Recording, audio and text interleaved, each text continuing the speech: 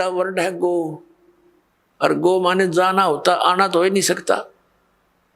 ये तो मूर्ख अगर कोई उस सेंटेंस को ना समझ कर उसका अर्थ आना कर रहा है तो वो बिल्कुल अज्ञानी व्यक्ति है, वो आशय को समझा नहीं, उस प्रकरण के आशय से वो परिचित नहीं है। अब ये जैसे गीता जी अध्याय नंबर 2 के श्लोक नंबर 7 में अर्जुन स्वयं स्वीकार रहा कि मैं आपकी शरण हूं, आप मेरे गुरु हो, मेरी बुद्धि काम नहीं करती, मुझे निर्णायक ज्ञान दो, मैं आपकी शरण हूं।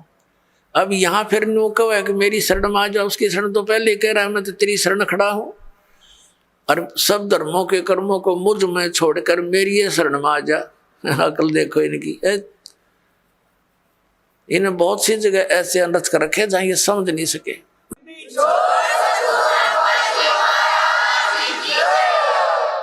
तो ये ओम नाम का जाप इसको दे देंगे काल को, ये हमें यहाँ से जाने देगा, नो ड्यू सर्टिफिकेट लिख देगा ये। लेकिन ये तब लिखेगा जब गुरु साथ होगा, नहीं तो आपको बहका करके यही अपने नकली सतलोक, नकली अलख लोक, अगम लोक, इसने ब्रह्म लोक में बना रखे हैं धोखा देने के लिए, वहां पटक देगा ठाक है, और वहां जीवन बर्बाद करा के कितने युगों के बाद फिर जमीन पर पटकेगा, सारा काम रह गया बना बनाया। तो सतगुरु की आवश्यकता आपके साथ रहेगी अंतिम सांस तक। तो जैसे अब प्रसंग चला है कि हम ओम नाम का जाप इसको दे देंगे, और फिर हमने 7 संग ब्रह्मंडों को पार करके जाना है इस अक्षर पुरुष के परब्रह्म के 7 संग ब्रह्मंडों को, उसके लोक से जाने का किराया देना है इसका। वो तत् मंत्र जो आपको देते हैं वो उसके किराया देना है, उस वहां से फिर वो जाने के लिए हमें ये समझ लो टोल टैक्स समझ लो ये उसका अक्षर पुरुष के लोकों से पार होने का। और तीसरा जो मंत्र है वो सतलोक में स्थायी स्थान प्रदान कराओगा, जो आदि नाम है, सार नाम है। तो पुण्यात्मा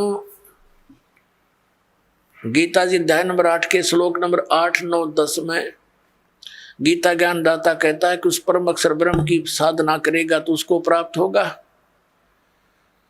उसकी साधना का मंत्र ये बताई दिया, ओम तत्सत नथिंग एल्स इति निर्देश है, बस यही निर्देश है। निर्देश का mean final direction, nothing else. और गीता जी में ना हरे राम हरे कृष्ण, ओम नमः शिवाय, ओम भगवते वासुदेव नमः, ये इस तरह की कोई मंत्र नहीं है। और जो श्रीमद् भगवत गीता में वे ऑफ वर्शिप नहीं है, पूजा का मार्ग नहीं है, उसको जो करता है तो वो शास्त्र विधि को त्याग कर मनमाना आचरण कर रहा है। अब प्रसंग आता पुण्यात्माओं, जो शास्त्र विधि को त्याग कर मनमाना आचरण करते हैं उनको न तो सुख हो न उनकी गति हो, बताओ, और न ही उनकी कोई कार्य सिद्धि हो। तो फिर इसीलिए तो हम भक्ति करते हैं, और वो तीनों व्यर्थ, तो वो साधना के करने का कोई लाभ नहीं। इसी कारण से हम नास्तिकता की तरफ चल पड़े, भगवान को खोजते खोजते हम हार थक चुके हैं। अंत में हमने घुटी सूटी का सहारा ले लिया, चोरी ठगी करके हम सेठ साहूकार बनने की चेष्टा कर रहे हैं, वो दूने दुख उठा लेते हैं, पाप इकट्ठे कर लेते हैं। तो इस प्रकार इस ज्ञान से हमें ये विष दिखाई देगा। परमात्मा कहते हैं जैसा दर्द आपना हो ऐसा दान बराने। पुण्यात्मा हो, आप किसी ऑफिस में जाते हैं, दयाहीन प्राणी होगे, उनको दर्द नहीं दिखाई देता कि कहाँ से आया है ये व्यक्ति, भूखा प्यासा है, उनको केवल अपना बकवाद उद्देश्य उनका उल्लू सीधा हो जाता है, तो वो आपका कार्य करेंगे ना, तो कति नहीं करें, चौनी चाहिए उन्हें पहले। अब दास जब नौकरी लगा 1977 में, तो उसमें कोई एकाध अधिकारी के ऊपर उंगली टिका करती कि वो भ्रष्ट है, बाकी सब ठीक थे। अब एकाध अधिकारी कर्मचारी रह रहा है, उस पर उंगली टेके यूं ठीक है, बाकी सब एक जैसे हो गए। तो यह क्यों बिजली गिर गई? अज्ञान से। पहले डरते थे भगवान से, भगवान का भय निकल गया और विष खाने लग गए, हाहाकार मच गई। एक शहर में देख लो डॉक्टर है भगवान, दुनिया भर के वैद्य डॉक्टरों की दुकान खुल गई। मेडिकल में जाकर देख लो, किसी में खचाखच भरे पड़े हैं, उधर पाप इकट्ठे करें, वहां भोगे पड़े पड़े। यही परमात्मा कहते हैं जीवित जग में जूती पड़े फिर जम तोड़े छाती। हाँ जीवित यहाँ बिरान माटी होगी, राग यम के दूध गढ़ेंगे वो नारी दुख तुम्हारे ऊपर। तो इस विष ने कौन खाओगा जब ज्ञान हो जाएगा। तो ये कारण क्यों हो गया, क्योंकि हम भगवान के विधान से अपरिचित होकर पाप कर रहे हैं। अब छोटे छोटे बच्चों को दास देखता है, बड़ी खुशी होती है। वो कहता जी मैंने ऐसे बेड़ी उठा कर दे दी गलती से, और रोता है मेरा नाम खंड हो गया। तो पुण्यात्मा ये समाज तैयार होगा क्या, ये बच्चे बुराई करेंगे आगे चल के? ये ऐसा सोच समाज तैयार हो जाएगा, इनको देख देख और आदमी भी दूसरे भी इनका अनुसरण करेंगे। छोटे छोटे बालक ऐसे ऐसे नेक नीति से रह रहे हैं।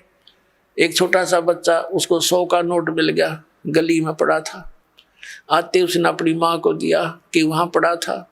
उसकी माँ ने कहा नहीं बेटा इसको हम नहीं प्रयोग करेंगे, इसको उठा के यहाँ दान पात्र में डाल दिया। तो और नहीं तो पहले तो जब ज्ञान ना होता माँ सबसे पहले जेब में डाले। पहले तो बच्चा ना घर लेकर आवा करा पता नहीं कहाँ उड़ा, उसकी टॉफी खावे रोरन खवावे फिर। तो इस प्रकार परमात्मा के इस ज्ञान से ऐसे रंगे जाओगे आप, सपने में भी नहीं गलती कर सकते। और माया की आवश्यकता होगी तो भगवान दूर नहीं, ये सत्कर मान लेना। भगवान को किस लिए खोजते थे, हमें किस चीज की डिमांड हो आगे धर देगा ठाक, आप कह सत्कर मान लेना। भगवान इसी को कहते हैं, ये कोई बालकों का खेल नहीं है। नहीं फिर क्यों ड्रामा करते हैं भक्ति की।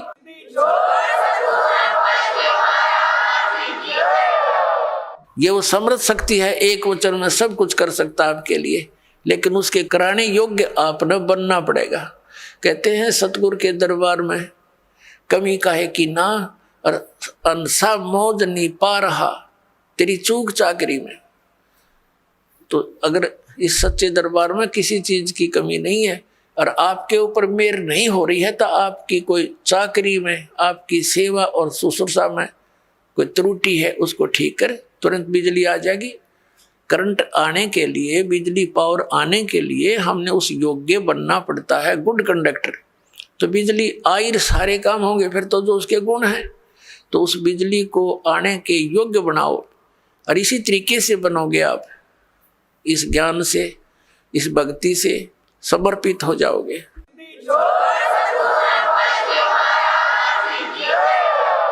अब प्रसंग चल रहा है सतगुरु के उपदेश का, लाया एक विचार, जय सतगुरु मिलते नहीं जाते नरक द्वार। अब नरक द्वार में दूध सब करते खेचातान, उनसे कबू ना छूटता, फिर फिरता चारों खाने के दुर्गति होती। चार खानी में भ्रमता कदे ना लगता पार, और ये सब फेरा मिट गया मेरे सतगुरु के उपकार। यानी उस परम संत, उस संत की कृपा से, इस मंत्र की प्राप्ति से मेरा यू सारा जो दुख था ये बाईपास निकल गया। 100 फेरा सब मिट गया मेरे सतगुरु के उपकार।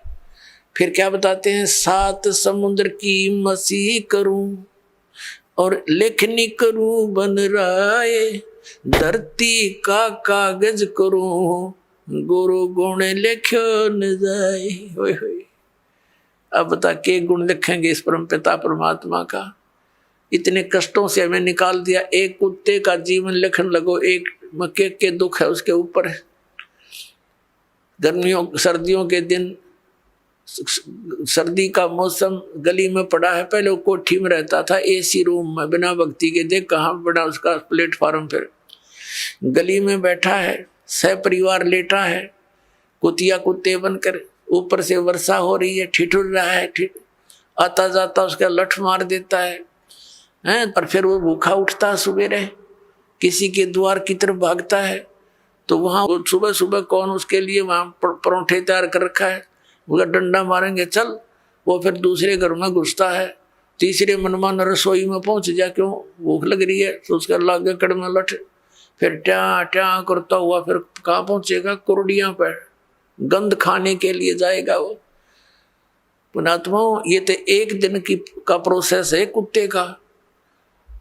इसको सारे गधे कुत्ते सब 84 लाख योनियों को देखते हुए इसको लिखण लगे तो परमात्मा कहते हैं परमात्मा के गुणों का, या पूरी पृथ्वी जितना कागज हो, 7 समुद्रों की इंक हो, ये सब खत्म हो जाए पर परमेश्वर के इस गुण का अंत नहीं।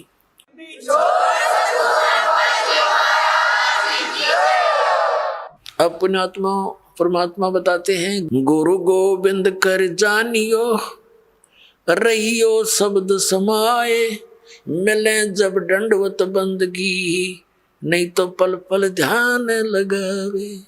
गुरु जी को गोविंद यानी परमात्मा तुल्य मानकर अपना इस भक्ति रूपी गेम को सफल करना। पुण्यात्मा परमात्मा जब आए थे वो स्वयं भगवान थे और हम उनको ना पहचान कर हम एक सिंपल मैन मानते रहे। आशीर्वाद देते थे, लाभ भी होता था, लेकिन फिर वो जुलाहा दिखा करता, उन्हें भगवान दिखाई ना दिया। इस करके हम सारे रह गए यहीं पर 64 के 64 लाख। अब परमात्मा ने बताया कि गुरु को गोविंद समझकर, भगवान समझकर डील करो, ट्रीट करो उसको। जैसे ये दास तो भगवान नहीं है, लेकिन वो परमात्मा ऐसे ही दास की तरह रोल करके चले गए, वो भगवान थे और काल हमारी रोल मार गया नू। तो इसलिए परमात्मा ने कहा है कि गुरु जी को तुमने परमात्मा मानकर अपने इस भक्ति मार्ग को सफल करना होगा, ना कतई नहीं होगा ये तुम्हारा। जैसे गणित के अंदर एक ऋण का प्रश्न होता है, उसमें मूल धन ज्ञात करना होता है, उसके लिए मानना पड़ता है, मान लो मूल धन 100 रुपये। वो 100 रुपये मूल धन नहीं होता, मूल धन तो अरबों खरबों में होता है, करोड़ों में होता है।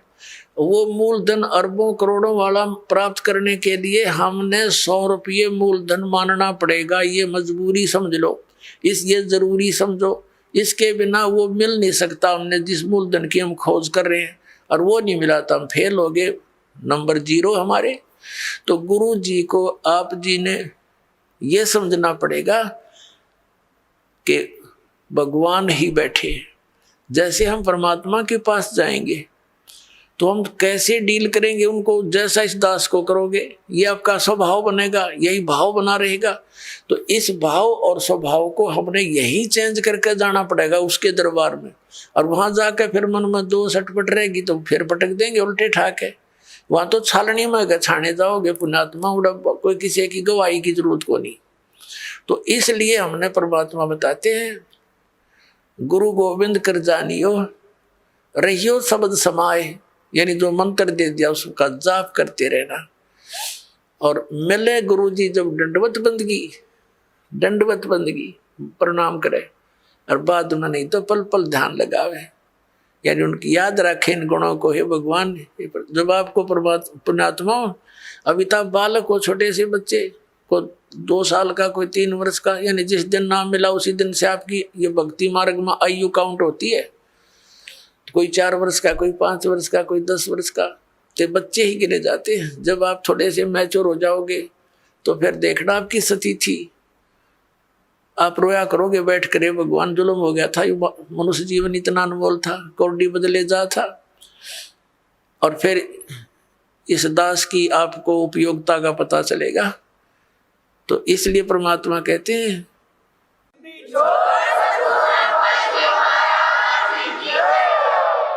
फिर उसकी भूल पड़ ही नहीं सकती। इतना उपयोगी वस्तु एक पल भी नहीं हम दूर हो सकते जिसमें इतना लगाव बन जाएगा, ऐसा खिंचाव बनेगा। और ये लगाव, ये खिंचाव ही आपको सतलोक लेके जाएगा। जैसे हम इस काल भगवान के ऊपर आसक्त हुए और इतने आसक्त हो गए कि डटे नहीं डटे, वहां पर इतना सुख छोड़कर हम इस गंध में आ गए, केवल इसकी चाह, इसके ऊपर आसक्त हो गए। अब इसके असलियत का पता आपको लग जाएगा तो 1 नंबर का विलियन है, सब धोखा करके काम करावे, बला तुम्हारे से सारा काम करवा रहा है और आप खा रहा हमारे को। तो फिर आपका इससे दिल लटेगा और परमात्मा की तरफ जाने के लिए आपको इस दास के अतिरिक्त पृथ्वी पर कुछ दिखाई नहीं देगा। तो फिर अपने आप आपकी आशा आपकी हर तरह से हट करके व्यक्ति इस दास पर जो है ना इकट्ठी हो जाएगी, एकत्रित हो जाएगी और इतनी कसक हो जाएगी कि आप डटे नहीं डट सकते। और यह भक्ति की शक्ति जो दास ने बताया, कमाई तुम्हारे साथ होगी, तो इस प्रकार फिर हम सतलोक जा सकेंगे, नहीं तो यह बात बढ़ेगी नहीं जल्दी से। अब फिर क्या बताया है कि कबीर हरि जय रूठ जा, गुरु की शरण में जावे, कहें कबीर गुरु रूठ गए, हर ना होते सहाय। जैसे क्या बताते हैं, जो व्यक्ति अपने पाप कर्मों के कारण दुखी होते हैं तो वो कहा करते हैं कि हमारा राम रूठ गया, हमारा राम रूठ गया, नए नए दुख आने लग गए हमारे ऊपर। और जो सुखी होते हैं उनको यूं कहा करते, इनका राम राज्य है, इनके ऊपर भगवान प्रसन्न है। और जो दुखी होते हैं वो कहते हैं हमारा राम रूठ गया। अब पुण्यात्मा, जब तक हमारे पुण्य चलते हैं तो हमें सब सुख सुविधाएं उपलब्ध होती हैं, तो ऐसे लगता है कि हमारा राम राज्य है, प्रसन्न है। और जिनके पुण्य खत्म हो गए, उनके पाप शुरू हो गए, तो उनका राम रूठ गया। अब जैसे गुरु गोविंद दोनों खड़े, किसके लागू पाए, बलिहारी गुरु अपना, जिन गोविंद दियो मिलाए। अब क्या बताते हैं, परमात्मा ने कितना एग्जाम्पल दिया हमारे को समझाने के लिए।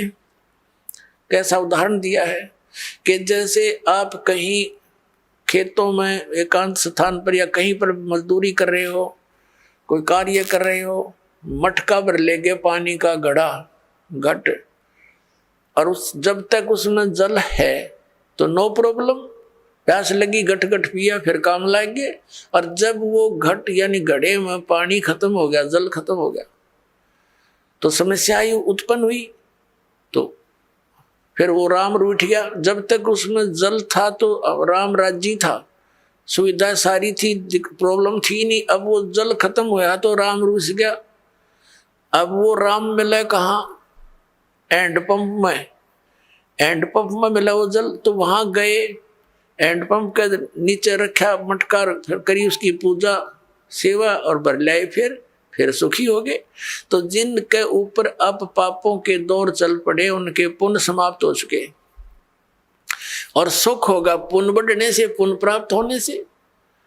तो यहां परमात्मा कहते हैं कि एक तरफ तो आपके पास एक घड़े में जल रखा है और एक तरफ हैंडपंप है।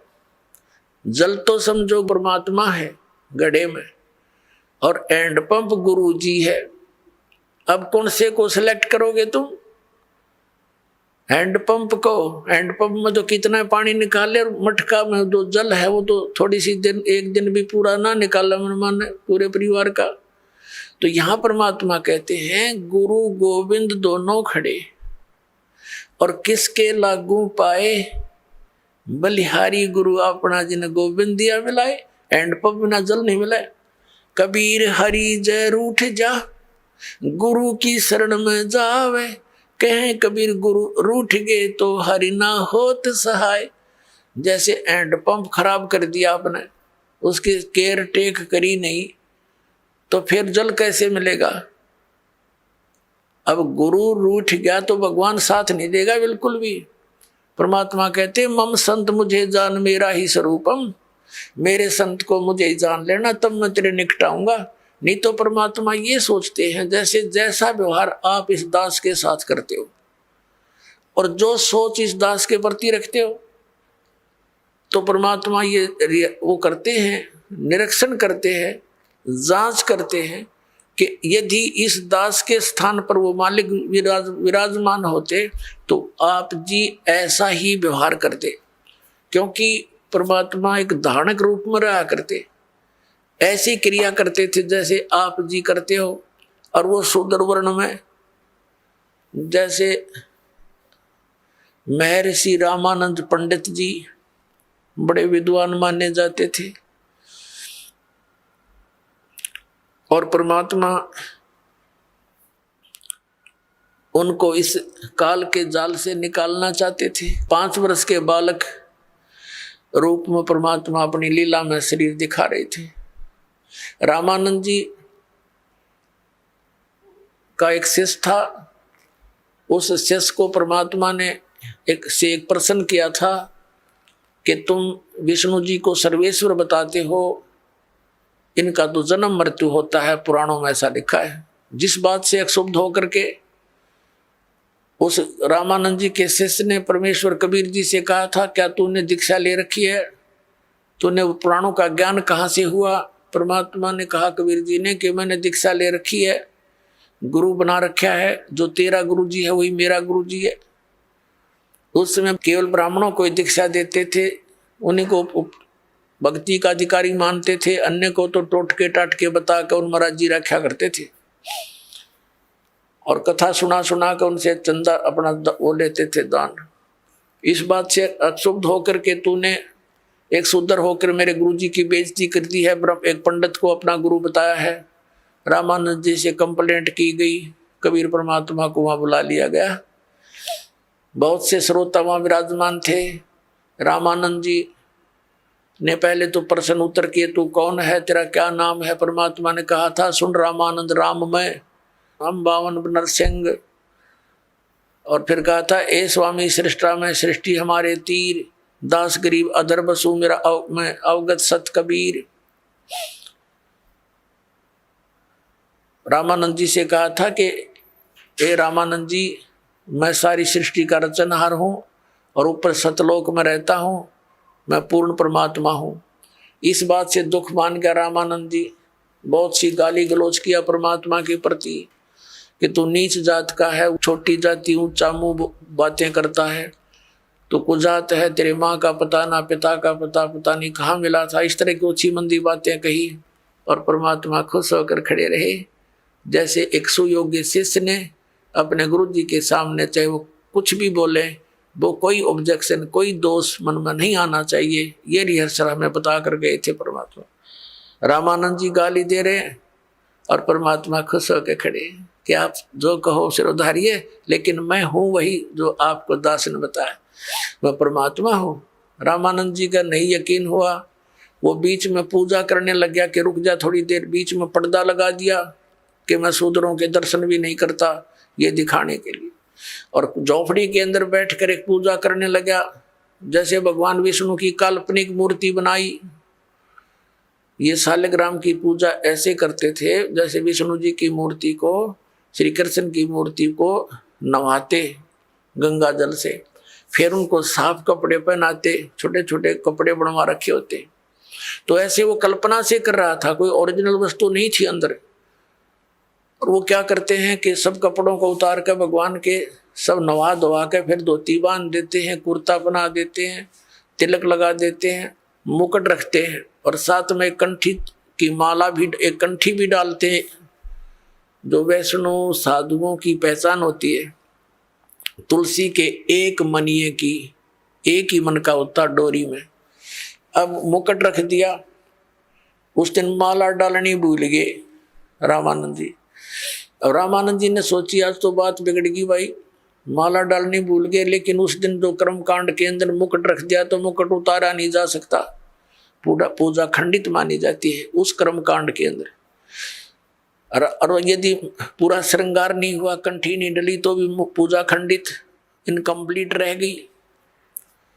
तो रामानंद जी ने सोचा इस मुकुट के ऊपर से डाल देता हूं। वो मुकुट में फंस गई, अंदर नहीं जा रही है। बड़ा चिंतित हुआ।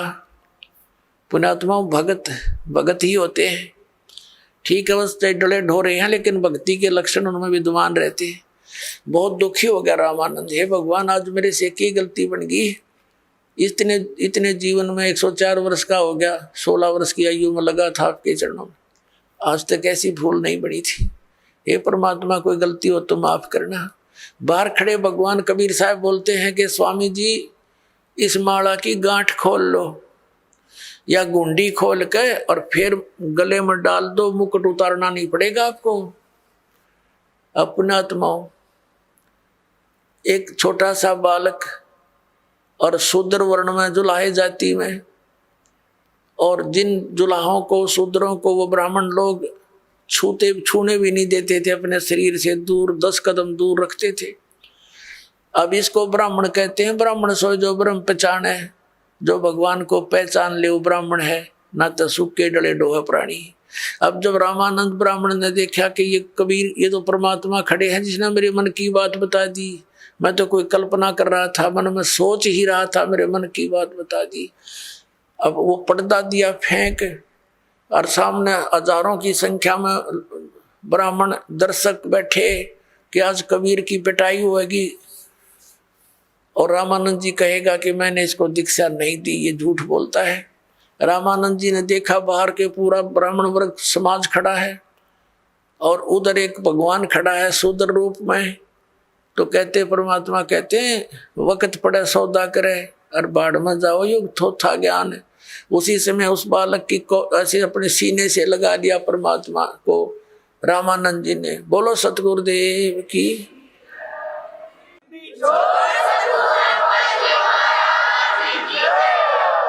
और जो ऐसे अपने शरीर परमात्मा को सीने से लगाया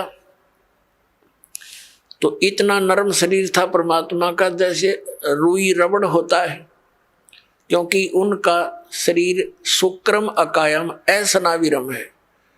परमात्मा का शरीर हमारे जैसा 5 तत्वों से बना हुआ नहीं है।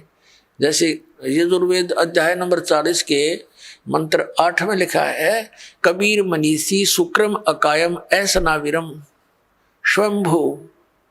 वो स्वयं प्रकट हुआ होता होने वाला परमात्मा है, स्वयंभू है, उसका कोई कर्ता नहीं, वो स्वयं बना है, अपना आप ही है, समझो स्वयंभू का अर्थ। और उसका शरीर असनाविरम, या अडचाम का पुतला नहीं। तब रामानंद जी ने कहा था, मन की पूजा तुम लखी, ये मुकुट माल परवेश, गरीब दास गति कौन लखे, तेरा कौन वर्ण के भेख। ओए होए। अब रामानंद जी कहते हैं भगवान आप तो परमात्मा हो और आपको कैसे पहचान सके हमारे जैसे जीव सत्र के व्यक्ति। आप किस तरह वेशभूषा में 5 वर्ष के बालक की आयु में और कौन से वर्ण में यानी जुलाए जाति में खड़े हो। आपको भगवान कैसे माने हम, ये जीव कैसे समझ सकेंगे परमात्मा। मेरी तो आपने भ्रम निवारण कर दिया।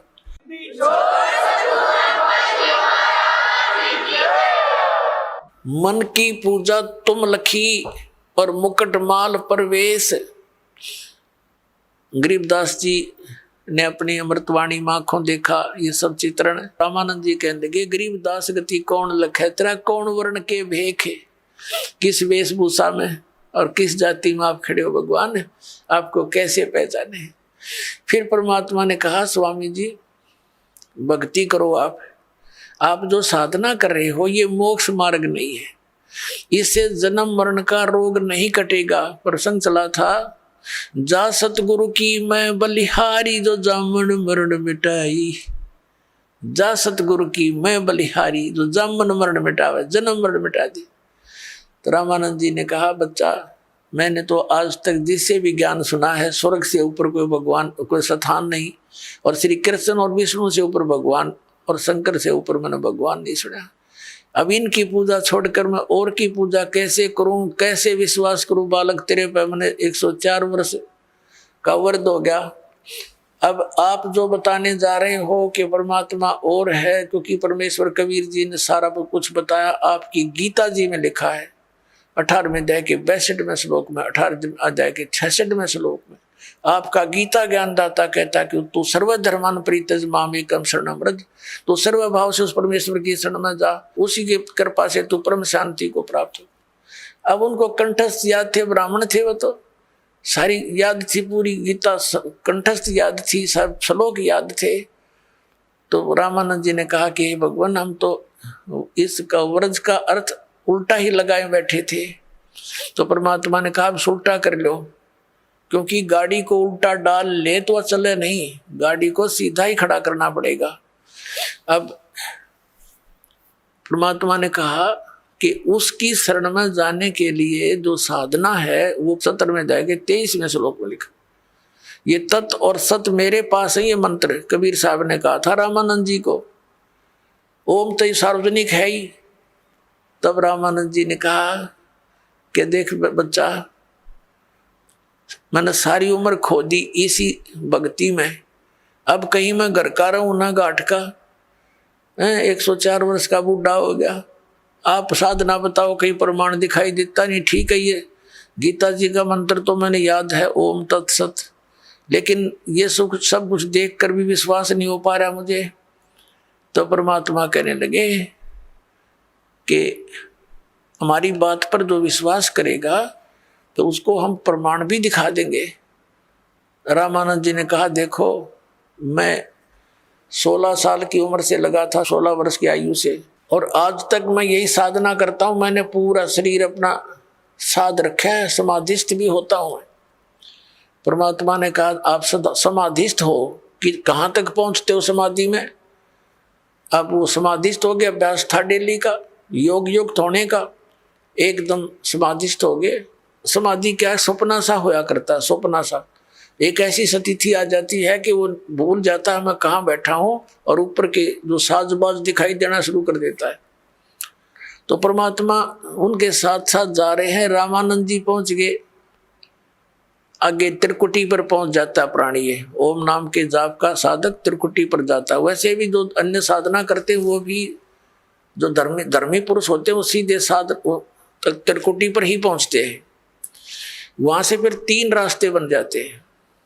तो परमात्मा ने कहा कि यहाँ आगे कहाँ जाओगे स्वामी जी? समाधि दशा में बातें हो रही, जैसे स्वप्न में होते हैं।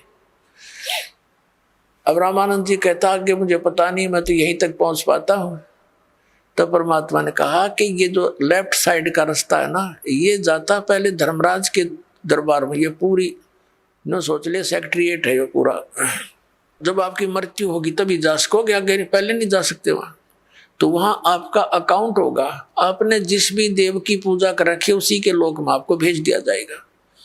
तो ऐसे ही सबका अकाउंट यहाँ होकर के फिर उन अन्य स्थानों पर भेजा जाता है। राइट साइड के अंदर ये 88,000 खेड़े हैं और ये दूसरे टाइप के व्यक्ति इधर भेजे जाते हैं। और सामने जो है ये ब्रह्मरंध्र है, सामने का जो है ये तुम्हारे किसी मंत्र से नहीं खुल सकता, ये ब्रह्मलोक को जाता है। आपके पास जो मंत्र हैं आप जाप करते हो, ओम नमः शिवाय या ओम भगवते वासुदेव या हरे राम कृष्ण राधे श्याम, इन करके जाप देख लो आप। रामानंद जी ने सारा कुछ कर लिया लेकिन वो गेट नहीं खुला। तो परमात्मा ने कहा मैं खोलूं मेरे सतनाम से? परमात्मा ने कहा देखिए मैं सिमरण करता हूँ सतनाम का। वो तो मालिक थे, सिमरण किया, एकदम सामने का गेट न पट दे ही खुल गया। अकाज है मेरे साथ। उनके अब अंदर जाते ही ऑटोमेटिक ही फिल्म बंद हो गया।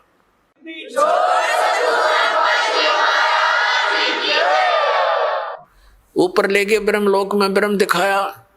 ये अपने पुत्र का रूप धारण करके किसी कभी ब्रह्मा रूप धारण कर लेता है, कभी विष्णु कभी शिव जी। इससे आगे फिर ले गया इसके 21वें ब्रह्मांड में तपस्या दिखाई, जहां ये भून कर 1 लाख प्राणियों को खाता है। फिर परमात्मा परब्रह्म के लोक में यानी 11वें द्वार से पार करके परब्रह्म के लोक में प्रवेश किया। परब्रह्म से आगे फिर अपने लोक में सतलोक में परम अक्षर ब्रह्म के लोक में सतलोक में ले गए, बौर गुफा को पार करके 12वां द्वार पार करके। तो वहां क्या देखा? वहां की जो स्थिति जो भगवान वहां रहते हैं, वहां तेजों में शरीर है परमात्मा का, उसको सतपुरुष कहो, परम अक्षर पुरुष कहो, उसको कबीर भगवान कहो। तो सतपुरुष के 1 रोमकूप में करोड़ सूर्य मिला दे, करोड़ चंद्रमा, ऐसी रोशनी है उस परमात्मा की, से भी तेज है। और नीचे से जो कबीर साहब गए थे 5 वर्ष के बालक की आयु में, वहां चवर उठा के अपने दूसरे रूप पर चवर करने लगे। तो रामानंद जी ने सोचा कि ये कबीर जी तो यहाँ का कोई देवता है, गण है, और ये है सचमुच वो परम अक्षर ब्रह्म जिसके विषय में गीता में कहा है। तो उसी समय वो सोच ही रहे थे, वो तेजों में शरीर जो तख्त पर, तख्त माने सिंहासन, तख्त का अर्थ कोई यूं नहीं है लकड़ी का तख्त पर बैठे, यानी अनंत कोट ब्रह्मांड के कंट्रोलर के सिंहासन पर विराजमान है। वहां से खड़े हुए और चवर ले लिया परमात्मा से 5 वर्ष के बालक से, और 5 वर्ष का बालक बैठ गया उस अनंत कोट ब्रह्मांड के सिंहासन के रूप पर, सिंहासन के ऊपर कबीर रूप में। और वो तेजोमय शरीर परमात्मा कबीर जी 5 वर्ष के बालक पर एक सेवक की तरह ऐसे सेवा करने लगे चंवर से। रामानंद जी सोच ही रहे थे कि ये क्या चक्कर हो रहा है, छोटा सा बालक कबीर दुलाहा, और ये इस पर यूं भगवान चंवर करता। इतने में तेजोमय शरीर परमात्मा का जो था वो कबीर 5 वर्ष के बालक में समावेश कर गया। अकेले कबीर जी बैठे रह गए, 5 वर्ष के बालक। तब रामानंद जी से कहा परमात्मा ने कि Swami ji, I am God, मैं परमात्मा हूं और तुम मेरे बच्चे हो, वहां काल के जाल में हो, देख झांक कर उस नरक में जहां तुम रह रहे हो। रामानंद जी ने नीचे देखा तो तेरे की यहाँ तो ऐसे दिखे जैसे कीड़े मकोड़े चल रहे होते इस नरक में। इसका सारे जो यहाँ के राष्ट्रपति और प्रधानमंत्री चाहे सब कुछ हो, वो सतलोक की तुलना में ऐसा गंध दिखाई देता है। परमात्मा कहते हैं 100 योजन जाती है या दुनिया की गंध, 100 योजन तक, 1 योजन में 12 किलोमीटर, कहते 1200 किलोमीटर तक इसकी बदबू जाती है ऊपर इस गंदे लोक की, जहां तुम ठाठ मान रहे हो स्वर्ग सारे मिला करके, सारे इतने खराब हैं यहाँ के। तब रामानंद जी से कहा कि जाओ तुम वापस यहाँ आना पड़ेगा। हो गया विश्वास आपको? अके भगवान हमारी ताएं खुल गई। जब वापस आए शरीर में, सामने फिर बैठे परमात्मा, वही 5 वर्ष के बालक रूप में जागोष्ठी हो रही थी उनकी। चरण पकड़ दिए 104 साल के उस वृद्ध ने, ब्राह्मण ने, सच वो था ब्राह्मण, और 5 वर्ष के दानक के पैर पकड़ दिए उस बालक के और कहा कि 2 ठोड़ है, एक तू भया एक से 2, और गरीबदास हमकार ने तुम आए हो मुग्धो।